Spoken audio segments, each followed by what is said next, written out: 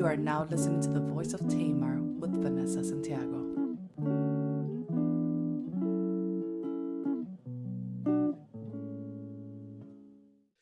Hey everyone, thank you for tuning in to The Voice of Tamar with Vanessa Santiago. And no, I am not Vanessa Santiago, but I do work with Vanessa Santiago on developing, creating, formulating, and bringing to you all the Voice of Tamar podcast. So let me start off by introducing myself. My name is Miguel, and I'd then like to say thank you, Vanessa, for having me on your podcast. I like how you just looked over like I was right next to you. Thank you for being on my podcast. I appreciate you. Just a reminder, Vanessa, no one can see us. It's a pod. Oh, Yeah. sorry, y'all. Well, I've been wanting to sit down and be able to converse with you in the form of a podcast, obviously, but in the form of just having these questions that I think maybe we don't get to cover on the weekly podcast that airs. Which, by the way, anyone that's listening near and far, please remember that a new podcast drops every Sunday, and you can listen to it on Apple Podcasts, on Stitcher, on Spotify, or the most simplest way is by going to your website, vanessa-santiago.com. Do we mention Apple because that's the most important one? Yeah, well, we said Apple Podcast. Oh, okay. Yeah, so let's start from there, right? I mean, you are able this year to launch the website. Talk to us a little bit about the feeling of having the website come together, because for those who don't know, we were working on that through the last quarter of 2020, and then we're able to produce it in this year 2021. But talk to us about that process, and how does it feel to know that you can say, hey, I got a website? Yeah, so I honestly cannot remember where the idea of a website came. I talk about this often in the podcast that I was planning to take the fourth quarter off, and have air quotes on y'all because it was really my intent to never come back. The Lord had been dealing with my heart. And I was like, well, maybe if I stop podcasting, then I won't feel like I'm being massaged by the Lord so hardly. But I honestly don't remember where the website came from, where the idea came. But I love the idea of having one, because I would love for people to go to one central location and have a hub of not only everything, the Voice of Tamar, but also have resources. Like, I realize that 20, 15, 30 minutes listening to a podcast is not going to help you completely change your life. I think it will give you perspective, but then what do you do after that? And so I love the fact that you can go to the website and find all these different resources that can help you in addition to listening to the podcast. Speaking of resources, on the site, you have resources such as books, podcasts that you hear, and medical. One of the things you've spoken about openly is not just a journey spiritually, but also medically, and how you've actually gone to a therapist. For those who are maybe on the fence and thinking, I don't know if I should go to a therapist, or maybe associate going to a therapist with someone who maybe is kind of out of their mind, or maybe someone is too spiritual right now, and so they're like, hey, I'm too spiritual to go to a therapist.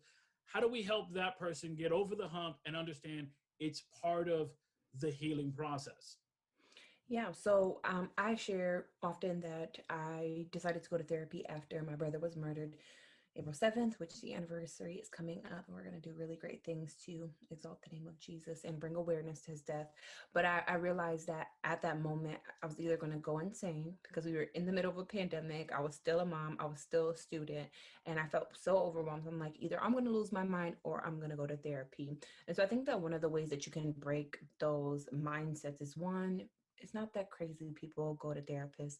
Therapists, I always say, serve as highlighters, right? Now, you know that you have an issue, but you don't always identify, like, where's that issue coming from? And so there are moments where I'm talking to my therapist and she says, why do you behave that way? Or why do you respond so defensively? Or you sounded like you had a little bit of a sad tone. And so my therapist is a highlighter. She's an assistant to allow me to see things that stand out a little bit more to her from her perspective. And so I think that that's one of the really important things. One of the real great benefits of going now is that you can do Zoom sessions, right? And I think that for me, I'm like, I don't really trust people. Being someone who's been violated, trust really doesn't come easy for me. And so what happened is when we were doing the Zoom, I was able to establish this like level and degree of trust with her. And so if you're hesitant about sharing all your business, because sometimes we do this, what happens in this house stays in this house. So if you feel like you're dishonoring whomever by way of just sharing, you know, what you've been through, that Zoom really makes a difference between you and that person so that you can establish safety. But it is an awesome tool. They really serve as highlighters. Of course, one of the things you always say is that healing comes in layers. So the layers began to peel back, at least publicly, in 2018 when you produced that documentary. And for those who haven't watched it yet, head over to Vanessa-Santiago.com. You'll find it there. Of course, you can always just go to YouTube. It has a bunch of views, okay? A bunch of views. I know that's not a specific number, but it has so many people that have viewed it, commented on us. Talk to us a little bit about that public genesis of healing, if you will, where you began to pull the layers back publicly presenting that documentary. Yeah, so even the idea of doing a documentary was like not a plan of mine. None of these things really come as a plan. It's a random thought. I spit it out, and then the Lord just really begins to resource it. And so I just so happened to randomly say something about a documentary, and the person who I said it to responded in such a way that I was like, wait, I've heard the enemy kind of speak to me this way before. Like before I have caught up with what it is that God wants me to do, the enemy will hear the idea and then he'll try to jump on it so that I'm like not encouraged to do it. And so I was like, well, I'm not understanding why the enemy would be so angry. Like I didn't know what the impact of me really telling my story would be to others. And so I was just like, this is a good idea. Like, why not try it? I shared my story on Easter during a testimony service. Maybe other people are going through this too. So why not document it and put it in a documentary? And then I did that. And you know, YouTube has gotten some views, but that Facebook, it was something else. For sure, those who don't know, you can follow the Voice of Tamar on Facebook, on Instagram, or like we mentioned on YouTube. Again, when we talk about releasing that documentary, you say it wasn't part of your plan. I remember way back when, some years ago, I myself had a podcast, and you and I sat together and we spoke. And I remember that I asked you about setting goals. And you said that many times you don't set goals, but rather you have the idea and then you kind of just let it wander in the air, almost like, well, if it's going to happen, God, it's going to happen. That was some years ago. Is that still kind of, sounds like that's still kind of your method? Yeah, I need to stay away from you, honestly. This is how I get trapped in the plans of the Lord, just being around you. So yeah, I honestly did the documentary, and I believe we did the interview after that. Right. And so on my way to the interview, one of the things I talk about on the podcast too is how my self-confidence has just really been affected. So I'm just like, Miguel ain't got nothing better to do. He must be running out of people to have come to do his podcast. Like, I don't really know why he has me here. Like, although I knew my message was important, I just didn't really get it. And so I feel like that has just been my life. Like, I just randomly say things, and the Lord's like, now that you have said it out loud, let me resource it so that you can go into the deep and can't swim back. So that's usually how my life pretty much works. Of course, you may not have a specific idea, like you said, you just kind of put it out there, and the Lord begins to formulate things. But it's so important to have people to invest in us, have people to support us. Recently on a Facebook post, you put up how you had so many people from the church that you attend to actually wear the Voice of Tamar sweaters and shirts. Talk about how important it is to have that tribe as you dry away your tears at this moment. Yeah, man, this actually happened very recently, and I walked into church, and for some reason, yeah, if I'm being 1000% transparent, which is the way that I live my life, my confidence has not yet caught up to the purpose of God over my life. So very similar to when Miguel asked me to do the podcast. I'm just like, oh, nobody got nothing better to do, or people just feel bad for me, so they're supporting me. And so it takes some time for me to just really catch up with that, and I'm really beginning to embrace it. But I just so happened to be at church, and I had been focusing on just all the things that I had to do and how overwhelmed I was and the things that God has just been downloading. And I'm like, Lord, do I really have the capacity to do this? Like, is this you? I know I've asked you a bunch of times, is this you? And so I'm sitting in church and I look around and I start counting and I see like all these people wearing the hoodie. I'm a thug. I'm not about to cry. But I see all these people wearing the hoodie and I'm like, my goodness, I have stopped counting. I have stopped counting how many hoodies I've made at this point, but just to see so many people who genuinely love me, like wearing them, who remind me that I'm walking in the right direction, who I know for a fact that if I said I did not want to do this anymore, that they would not like let me back down from it, was so overwhelming. And I think like that was just a really awesome moment. I was so overwhelmed when I even took the picture. I'm like, wow, God, like, this isn't me. This is so much bigger than me. And the support has just been really awesome. And for those who haven't seen it, again, make sure to visit the Voice of Tabor on Facebook or Instagram to check out those photos. And again, we're talking here today for everyone to kind of be able to understand the background process. Again, with regards to the documentary in 2018, it was more of that project of passion, wasn't really something set out to do. Same thing with the blog or website. And yet here we are. And again, as you talk about the sweaters, people that invest in you, in your dream, in taking time to listening to the blog, to rather to reading the blog and listening to the podcast. What words of encouragement could we provide, or could you provide to these people that are on their journey and one of the resources in their life is Vanessa Santiago? Listen, take your time. I think I painfully share the things that are still vulnerable with me because I know that it's a layered thing. Now, I identify myself as Christian and talk about Jesus all the time. And there was this idea that you came to Jesus and he just took all your problems away. And that's not necessarily the truth. And so the reason why I am so transparent and I'm talking about things as I go is so that people can see like this is a layered thing. And so it's very hard to make the decision to look back and figure out, wow, how did I get to this place where I'm so broken? So my encouragement to you was just take it one day at a time, one day at a time. And at times we have this defense mechanism that's really set up to not trusting people, not believing people. And we feel like we have to do this healing process alone.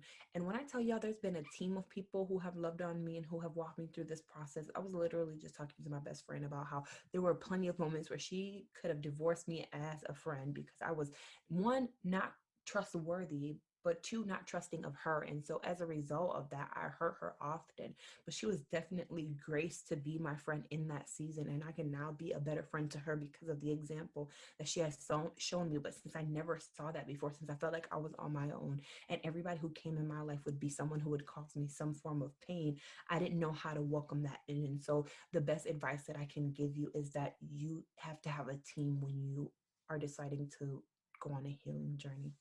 Yeah, yeah. It's like the old proverbs: it takes a village to raise a child. And in the idea of healing, it definitely takes a village to be able to peel back those layers.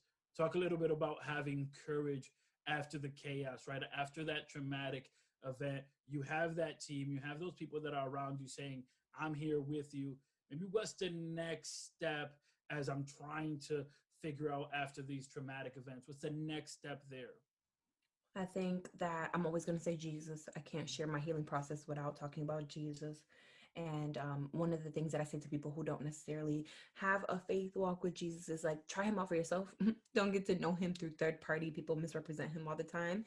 And that's no shade to them. They just show us at times why they need Jesus in their lives. And so I think that next step is definitely partnering with Jesus. I'm always going to be an advocate for therapy, and I'm very big on reading books. So I'm very introspective. If I respond a certain way, I'm like, where did that come from? I tend to find the reason in books. Some of them are medical, some of them are spiritual. And so I think that resourcing yourself with books and um, maybe the side effects of whatever traumatic event you might have been through will be an awesome tool to use as you begin your healing process. And I can give an example of that. Like I'm reading a book, it's called The Body Keeps Score. I believe it's on the website with the author, and you can click that link and get that book. But I read on there, and it talks about how at times your body physically has a response to a touch that has been unwarranted because of your trauma. And so now that I've identified that, I have to remind myself I'm in a safe space. So if somebody touches my shoulder, I'm in a safe space. I'm in a safe space, right? And so what I do is I counter that fear, counter that trigger, so that I can mature past that traumatic place. But I didn't know that until I read the book and was able to really understand this is a triggered or trauma response. For those who don't know, you go to Glory House International here in Rochester, New York.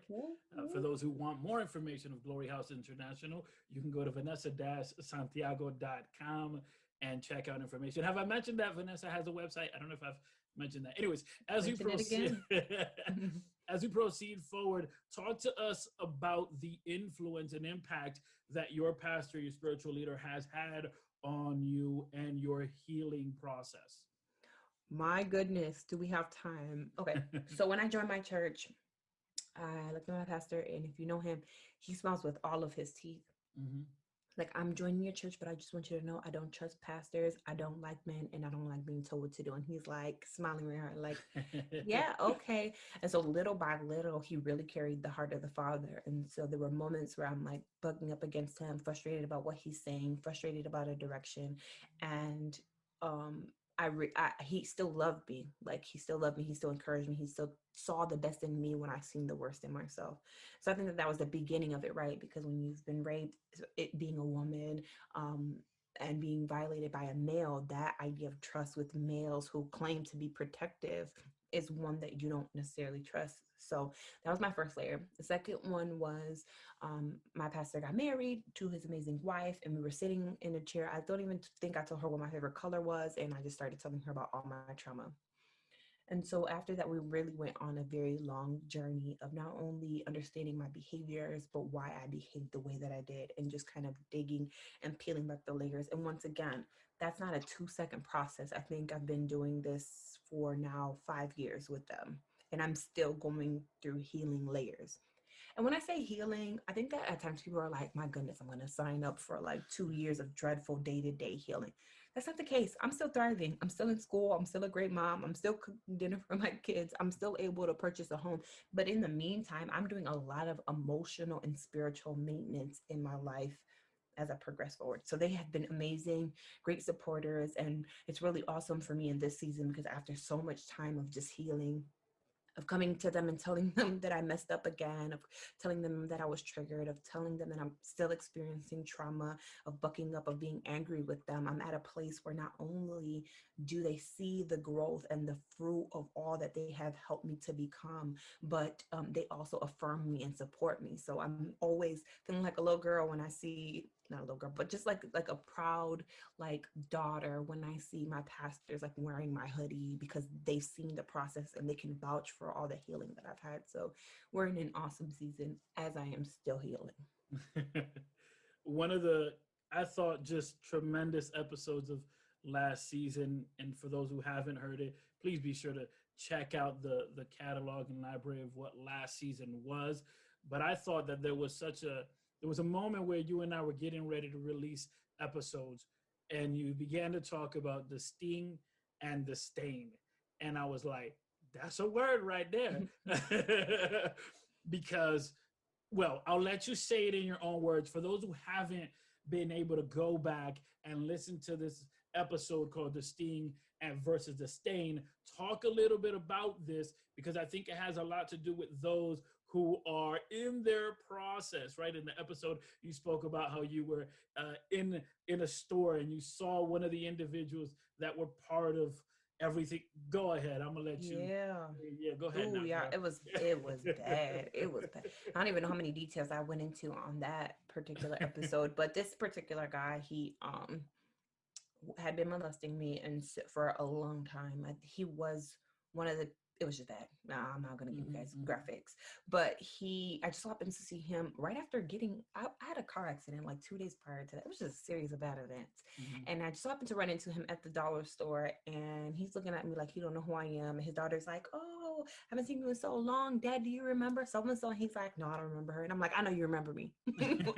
I know who you remember who I am. But what happened was like, I felt like the sting of just everything that had happened. Like, oh my goodness, I'm reliving that moment all over again. And I realized that in ways, and I hope that's how that episode went down, but I felt stained by him, right? I felt like he put his fingerprint on me. And like, even just the mere sight of him took me back to that place where I felt like a little girl who was violated again. And I go on even in that episode, which I hope you guys will watch and listen, but I talk about how God begins to really cleanse you and remove that. And it's funny because the more I grow in God, I'm like, wow, I always talk about the sting and the stain. And the stain to me is like a fingerprint that somebody left behind. And as I'm growing now and still healing, there's an identity in God that I'm beginning to embrace and understanding that I come from the lineage of Jesus Christ. And so those stains and those things don't have the right to stay on me anymore because I'm really identifying myself with him. And so that was a God sent podcast. That was a good one. And recently we had an episode this season where the majority of it, of course, very emotional, very teary-eyed, where we spoke about, or rather you spoke about the passing of your brother. The title of that episode is actually The Perfect Crime. But I really took, as I was producing that episode that you did, I really took this idea of many times we don't understand the door that we open and this quote unquote perfect crime happens in our life, where now it's like, okay, well, nobody knows. And of course, because you kind of fit the mode of somebody who doesn't have everything under control, nobody believes. And it was kind of, I thought you did a wonderful balance of presenting your story very heartfelt of your brother, but also illustrating what can happen many times in our life. There was a lot of tears that day. Talk to those who have yet to hear it. Of course, you said we're leading up to the anniversary of what the year has been. Talk to those who maybe haven't heard it, that particular episode, The Perfect Crime. Yeah, so that podcast I share in depth that, one of the biggest reasons why I decided to share my story was because my brother, who practiced a lifestyle that was not approved by my family, he identified himself as gay. He was not believed when he said that he had been violated as well. And so I felt this obligation to share my story to my family and in ways out myself, although I did not want to, because it would validate him. And so there are all these moments where people feel like the person who might have mental health issues, the person who is an addict, the person who blurts something random like so and so raped me at a funeral or a wedding or wherever, like just because of the expression or the life that someone lives, or because they wore a skirt that was too tight that they couldn't be telling the truth. And it's like the perfect crime, right? And I actually literally this week was reading something that said that victimizers tend to target people that wouldn't be believed. And so I've seen that happen where people are violated and it's and the predators pick specific people. And so that was the case for my brother. And unfortunately, he lived his entire life really angry with family, really feeling rejected and just not accepted, not only because of his the way that he decided to live his life, but because of his confession that he had been violated. And so, that was a very tough podcast for me. It was one that I knew was going to have to come out, but I could never put the right words together. And so after a good 30 minutes crying in the car on Thanksgiving, I was like, you know what? I'm going to pour all these feelings into this podcast and really pray for an impact. And I've received so much feedback from it. And I appreciate it the most because I think that believers are starting to get a better understanding of this. And I think, I'm a Jesus follower. I love Christ, but I think that religion at times will push us to reject people because they don't live a life that we believe is pleasing, and we don't meet folks with love. And that is literally one of the very first commandments that the Lord requires us to give. And so I'm grateful that I have been able to kind of knock down some of those barriers and bring a greater awareness and understanding. It's a powerful thing to see, as you said, that as you shared your story, it also brought that liberation so that people could believe what he was saying. And so it's almost as if by sharing your story, not only were you liberated, but at the same time, he could receive that justification, so to speak. Yeah, I mean, I think that that's the reason why I share stuff. Like, if you know me in real life, I run into people at Walmart, y'all, and if I see them like 3 hours over, I'm about to divert just so that I don't have to have a conversation. I'm naturally very quiet. I'm naturally very private, but I'm starting to see that the more transparent I am, the more I share, the more people feel the liberty and freedom to not only begin to heal, but talk about some of the things that they just felt like they were alone in. If you saw my inboxes, I will get people who don't necessarily respond to the Facebook or like or share or any of that. My inboxes are very heavy. I've heard very crazy stories, and which is why, and I'm going to say this now so that I can hold myself accountable and everybody else can, but I plan to do a podcast talking specifically about incest, because that's one of the other things with sexual assault that nobody bothers to talk about. But there's so many people going through this and have absolutely no idea how to go through healing, because one, they feel alone, and two, they feel like it has to be a secret, and I just don't want people to be bound. So although my preference is to be private, I know that we overcome by the blood of the Lamb and the word of our testimony. So if I have to testify everything that I've ever been through, even the shameful things, just so that somebody can understand that they're not alone and they can be healed, I'm going to do that for the rest of my life. Definitely. I want to first of all say thank you for allowing me to sit here with you as we have gone through these questions. Of course, if any of you want to submit any question that maybe in another episode we can present forward, please be sure to visit vanessa-santiago.com. There you can submit your questions via email, info@vanessa-santiago.com. Or of course, you can inbox the Voice of Tamar, let it be on Instagram or Facebook. Did I miss anything? No, but I do want to say that I know that there are moments where people want to ask questions, or they have specific stories that they want, or topics that they want discussed. They don't necessarily want to out themselves. And so I just want anybody who does decide to submit a question to know I'm not going to say so-and-so told me this story and they wanted me to explain this. Like, that's not how we do that. I understand that although I'm very open about what I've been through, that is not necessarily the case for everybody. And I don't even share all the things, I'm not name dropping or doing any of those things. And so I don't want anyone to hold back their question out of fear that I would kind of out them, because that is not the intent. But I will answer any and every question that is asked. Right. We definitely respect everyone's process of healing, understanding that healing comes in layers, and we just don't know what process you're in that healing. Again, if you want to submit any of your questions for possibly a future episode, go ahead and do so, knowing that we respect your process. Well, you typically end your podcast in prayer. Shall we pray? Sometimes too long, right? Sometimes well, God is God. Yeah. Okay.